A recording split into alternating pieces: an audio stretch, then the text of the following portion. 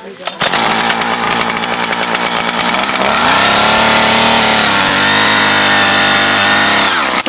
on nüüd üks meetod pisiimetajaid kätte saada, on siis püük, võiks öelda pudelitega. Kui seda nii väga selliseks scientistiks kätte lähete, siis on pitfallidega. Ma ei tea isegi, kuidas seda otseselt tõlkida.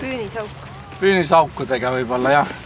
Ja kui siin pisikeste lojuste püüdmine lahti läheb, siis erinevad pisikesed tegelased lähevad erinevatesse lõksudesse erinevalt ja näiteks sellise püügiviisiga saame kõige rohkem mitmesuguseid karihiirlasi ja näiteks triibik on selline, kes toidu peale ei taha tulla. See läheb hästi pudelitesse ja tegelikult teised liigid ka. Muidugi, kui ratt sinna sisse satub, see ilmselt kargab välja. Aga põhimõtteliselt pudel on üks geniaalne värk.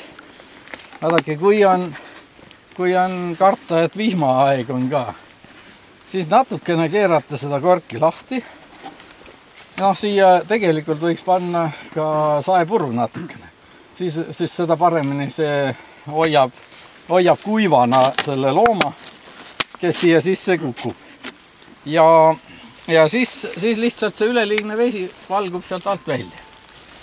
Nüüd, kui pinnase vesi on väga kõrge, keerata selle korgi kinni. Ja siis see pinnase vesi ei tule siia pudelisse sisse, ei tee märjaks. Muidu, kui see pudeli sisu on märg, siis on loomadel kiire minek.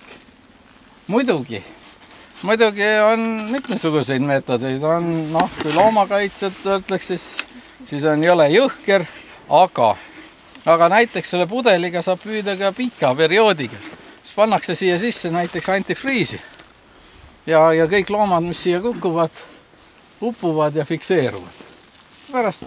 Nädala pärast näiteks tulla ja võtta ära, loomulikult seal on niisugust massi, siis tuleb hakata vaatama, kes seal sees on.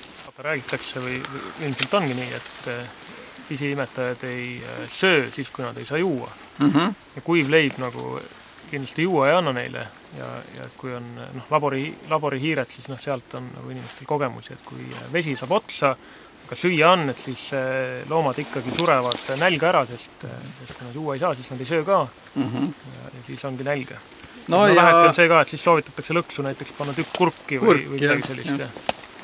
Jah, see on selles mõttes jah, et kui nüüd, nagu me siin praegu teeme, et me sisuliselt ilmselt õhtul juba vaatame ka korra üle, kuna on jahe ja võib-olla siit juba midagi tuleb, siis hommikul vaatame üle, me vaatame suhteliselt tihti, siis nad see jänusse vast veel selle ajaga ei jää. Aga põhimõtteliselt jah, kui panna, kui niimoodi tahta ikka tõeliselt kindlalt elusalt kätte saada, siis on hea panna kas või siivkasid sinna sisse, siis kurki, värki, nii nagu need taanlased panid, et ämbris oli täielik komfort, seal oli toidud, joogid, värgid, pesamaterjal veel kõik, see suur ämbri põhjas mahtus igasugust jama. Nii-öelda eluspüügilõks.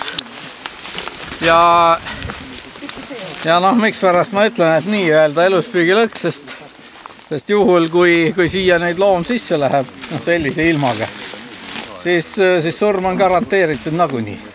See on nii külm. Ja ma püüan siis teine, see on nii-öelda surmav lõks, eks. Põhimõtteliselt on mõlemad surmavad. Ainult sellega on surm kohene, sellega on natukene pikema vinnaga. Ja kui ma olen püüdnud neid paralleelselt, siis jällegi osa liike. Sellest lõksutüübist muidugi efektiivsemat ei ole veel praegu olemas. See võtab raudselt kõiki ja selle selle põhimõte, miks ta hästi võtab kõiki, isegi neid kergeid pisihiiri, väikekarihiiri, on see, et siin on füüsika mängus. Ehk siis lõksu plaat on hästi pika õlaga ja kui siia serva peale astub kerge, isegi paarigrammine hiir, siis ta päästab selle lõksu lahti. Nii, nüüd on järgmine tüüp lõkse. Ja need on siis Rootsi ja Norra kasutab seda tüüpi lõksu endal pisiimetajate püügiks. Eluspüügilõks, mis on igasuguseid huvitavaid asju saab teha. Siit saab alt põhja välja võtta, kui nad täis lasevad selle. Saab puhastada, saab siit vajadusel kätte seda. Nii, ja mis sellel on hea, on see, et siia taha saab, kõigepealt toit pannakse siia taha. Nii, ja nüüd siia taha saab panna ka tegelikult siis pesamaterjali, et loom tuleb siis siit sisse, astub selle astmelaua peale, läheb sisse, vastu kaaluga läheb uks uuesti kinni, järgmine loom saab veel minna. Sellesse võib minna sisse terve pesakond korraga.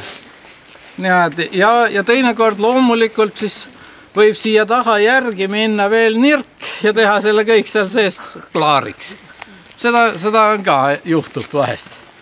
Ja muuseas nendesse Shermanitesse siis, kui hiired on olnud Shermanis sees ja panna üles, siis hiirelõhn on seal sees ja nirke, kui ma olen nende tapvatega saanud nirke kätte 80. aastast kuni siiani püüdes umbes 5 tükki, siis ühe aasta jooksul ma sain Shermanitega juba 4 tükki kätte.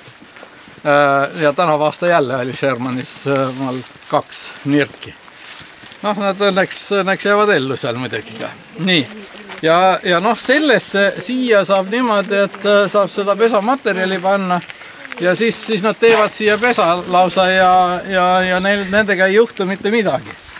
Kuidas siis on? Neid hiiri on kõige lihtsam määrata või kõigepealt, mis rühmast ta on. Meil on siin igasugused hamsterlased, hiirlased, unilased, hüpiklased.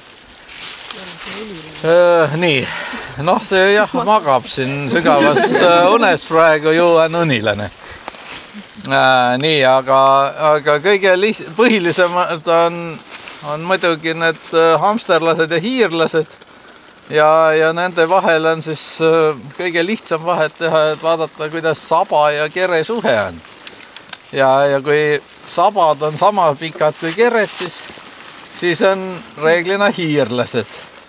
Erandeid on igal pool. Näiteks jutselgiir on selline erand, kellel on saba siis 3 veerand kere pikkust. Kas juures oleval pildil on siis hiirlane ehk siis kaelusiir on siis saba ja kere on enam-vähem ühe pikkused. Või teinekord natukene võib pikem isegi saba olla. Aga neid, kui loom on elus näiteks, siis reeglina tunduvad sabad palju pikemad, sest loom on niimoodi kerra tõmmanud ennast. Ja siin siis on meie kõige tavalisem, kõige arvukam metsahiir, on siis leethiired seal Ragne käes ka ja siis teine on kaelusiir. Jällegi üks tavalisemaid metsahiiri ja tema on siis meil ka kultuurmaastikus on kaelusiir üsna tavaline.